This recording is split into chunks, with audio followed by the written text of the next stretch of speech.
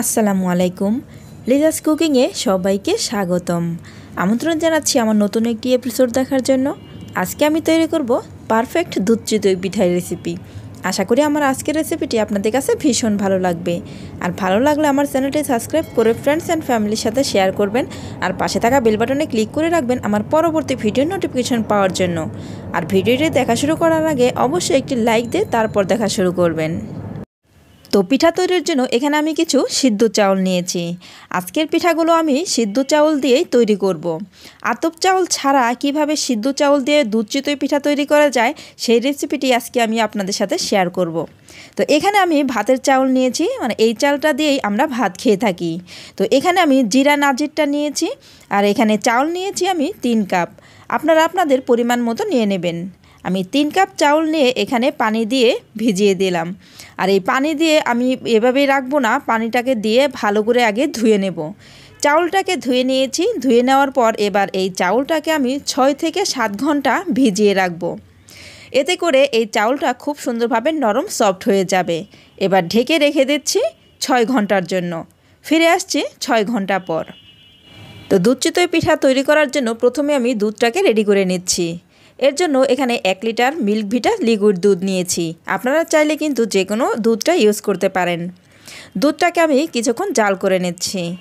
কিছুক্ষণ জাল করে নেওয়ার পর এখানে অ্যাড করে দিচ্ছি 2 টুকরো দারুচিনি। দিয়ে দিচ্ছি এলাচ 4টি।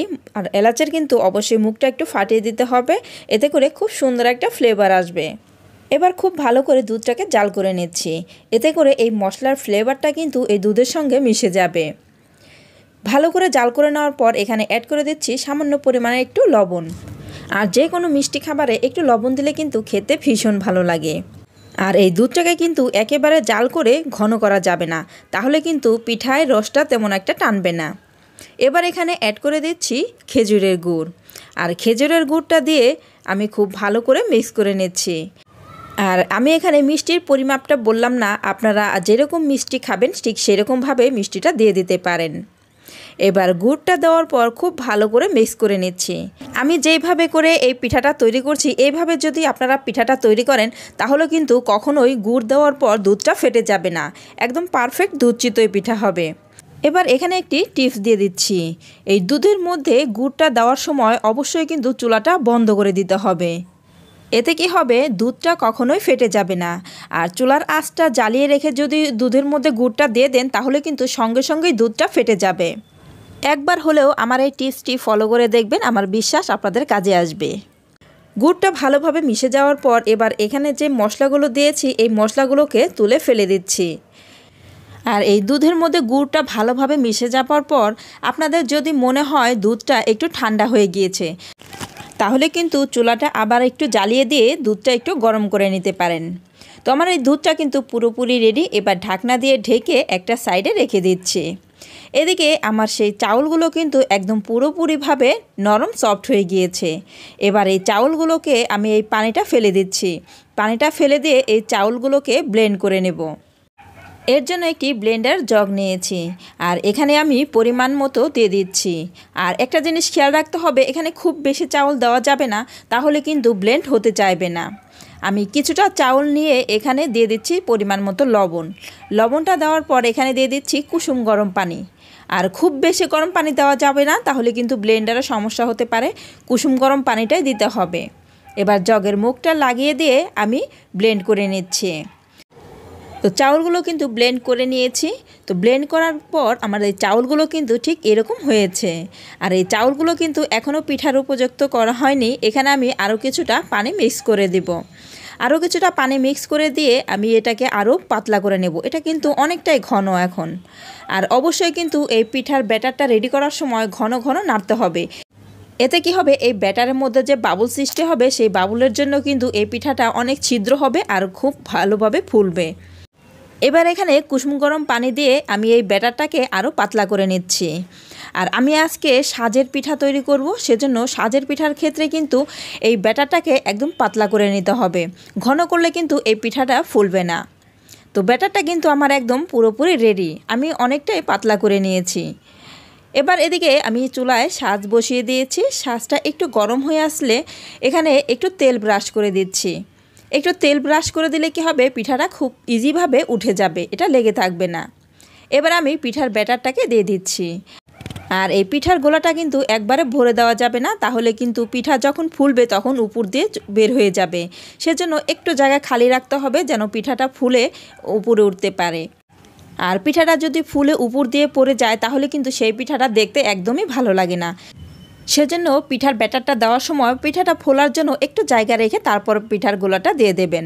এবার ঢাকনা দিয়ে ঢেকে অপেক্ষা করছি 2 থেকে 3 মিনিট। ফিরে আসছি 2-3 মিনিট পর।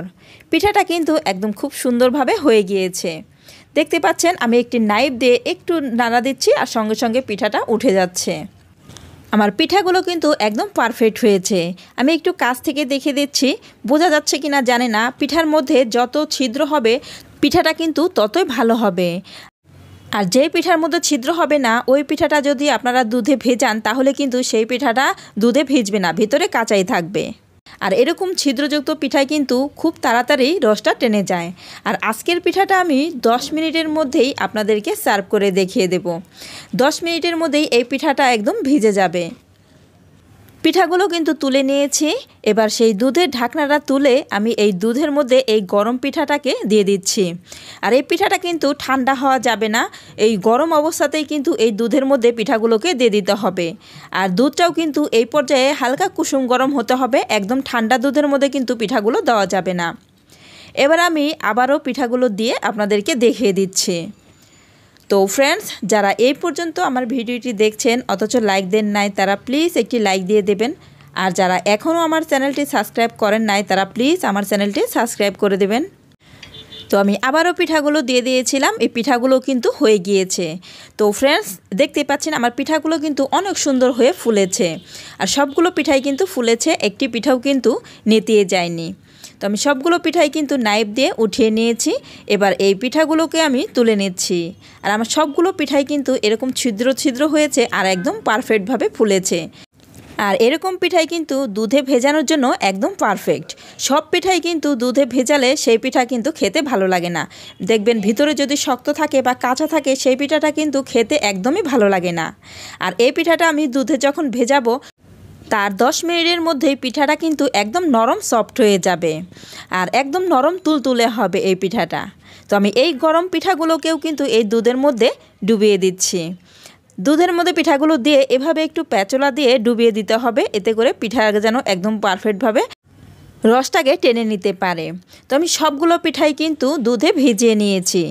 তো ফ্রেন্ডস, দেখতে পাচ্ছেন আমি সবগুলো পিঠা দুধের মধ্যে দিয়ে দেওয়ার পর মাত্র 10 মিনিট পরে আমি এই পিঠাগুলো আপনাদেরকে দেখিয়ে দিচ্ছি। 10 মিনিটের মধ্যেই এই পিঠাগুলো রসটা কিন্তু অনেকটাই টেনে নিয়েছে। আর আমি যদি এই পিঠাটাকে সারা রাত রেখে দেই তাহলে কিন্তু এই রসটা পুরোটাই পিঠা টেনে নিয়ে যাবে আর পিঠাটা একদম নরম তুলতুলে সফট হয়ে যাবে। এবার আমি এখনই আপনাদেরকে একটি পিঠা কেটে দেখিয়ে দিচ্ছি এর ভেতরটা ঠিক কেমন হয়েছে। তো ফ্রেন্ডস, আমি একটি পিঠা কেটে আপনাদেরকে দেখিয়ে দিচ্ছি। এই পিঠাটা কিন্তু এখনই অনেকটাই নরম হয়ে গিয়েছে। এখনই চাইলে কিন্তু আপনারা এই পিঠাটা খেয়ে নিতে পারেন। এই পিঠাটা এতটাই নরম আর সফট হবে যে মুখে দিলেই মিলিয়ে যাবে, এতটাই নরম হবে। তো ফ্রেন্ডস, দেখতে পাচ্ছেন আমি 10 মিনিট রেখেছি, 10 মিনিট পরে আমি আপনাদেরকে দেখিয়ে দিচ্ছি। এই পিঠাটা এখনই এতটা নরম হয়েছে আর এতটা সুন্দরভাবে ভিজেছে। আর যদি সারা রাত রেখে দেই তাহলে তো একদম নরম তুলতুলে হয়ে যাবে। তো ফ্রেন্ডস, আমি পিঠাগুলো কিন্তু সার্ভ করে দেখিয়ে দিলাম। পিঠাগুলো একদম নরম তুলতুলে আর সফট হয়ে গিয়েছে। তো ফ্রেন্ডস, আমার আজকের রেসিপিটি আপনাদের কাছে কেমন লেগেছে অবশ্যই আমাকে কমেন্ট করে জানাবেন। আর যারা একেবারে নতুন রাঁধুনি আশা করি আমার আজকের রেসিপিটি তাদের কাজে আসবে। আর যারা দুধ চিতই পিঠা পারফেক্টভাবে তৈরি করতে পারেন না তারা যদি আমার রেসিপি ফলো করে এইভাবে দুধ চিতই পিঠা তৈরি করেন একদম পারফেক্টভাবে দুধ চিতই পিঠা তৈরি করতে পারবেন। আর আপনাদের বাসার সবাই ভীষণ পছন্দ করবে। তো আজ এই পর্যন্তই, পরবর্তী পর্বে আবার দেখা হবে। সবাই ভালো থাকবেন। আল্লাহ হাফেজ।